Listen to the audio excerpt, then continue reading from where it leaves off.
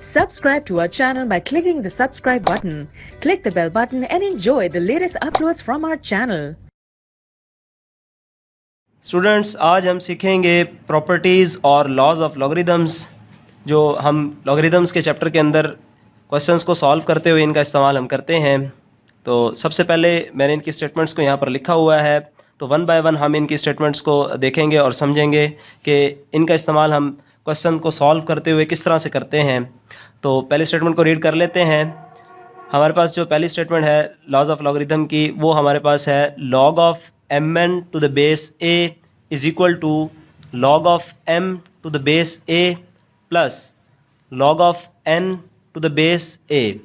तो देखें, आमतौर पर जो हम क्वेश्चन को सॉल्व करते हैं उसमें हम कॉमन लॉगरिदम को सॉल्व करते हैं, उसमें हमारे पास जो बेस होती है log की वो होती है 10, जिसको आमतौर पर हम मेंशन नहीं करते। इसलिए मैं इसको इस तरह से लिखूंगा कि लेट्स सपोज कि अगर हमारे पास log 4 मल्टीप्लाई बाय log 5 अगर लिखा हुआ हो, देखिए इसमें आपस में जो m और n है वो मल्टीप्लाई के फॉर्म में लिखा हुआ है।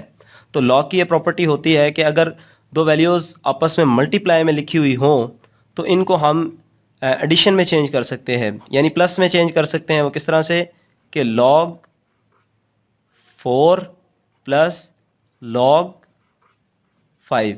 लेकिन याद रहे इनके नीचे बेस भी मौजूद होती है, लेकिन चूंकि हम कॉमन लॉगरिदम को डील करते हैं तो उसमें हमारे पास आमतौर पर जो बेस उसकी होती है वो 10 होती है और उसको हम मेंशन नहीं करते।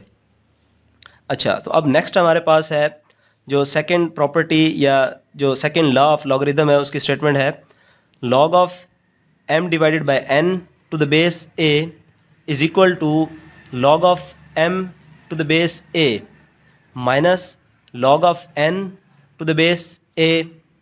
तो देखें, इसमें भी वही कंडीशन के हम कॉमन लॉग को ही समझते हुए इसको हम करते हैं कि इसको हम लिखेंगे इस तरह से कि अगर हमारे पास दो वैल्यूज़ लॉग के अंदर अगर डिवाइड में लिखी हुई हों, जिस तरह से log 5 डिवाइडेड बाय 4, तो हम उसको इस तरह से लिख सकते हैं, यानी log पहले हम लिखेंगे 5, फिर डिवाइड को हम log के अंदर चेंज कर सकते हैं माइनस में, यानी डिवीजन जो हमारे पास चेंज हो जाएगी माइनस में, तो माइनस लिखेंगे फिर log 4। अब इसी तरह जो हमारे पास log की थर्ड प्रॉपर्टी या थर्ड लॉ ऑफ लॉगरिदम जो है उसकी स्टेटमेंट मैंने लिखी हुई है यहाँ पर।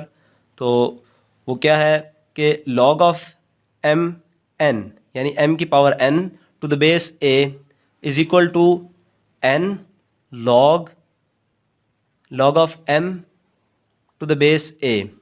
तो इसको हम देखें, ये पावर के फॉर्म में एक्सप्रेस हुआ है, तो इसकी पावर को हम क्या करेंगे, इसकी पावर को हम नीचे उतार कर ले आएंगे। वो किस तरह से, वही बात की जिस तरह से मैंने आपको बताया है कि आमतौर पर यहाँ कॉमन लॉगरिदम में बेस जो होता है वो 10 होता है, जिसको आमतौर पर हम मेंशन नहीं करते। तो हम इसको इस तरह से भी ले सकते हैं, log of m to the power n। इसको हम कैसे करेंगे कि देखें, ये वाली जो पावर हमारे पास है इसको उतार कर हम नीचे ले आएंगे, शुरू में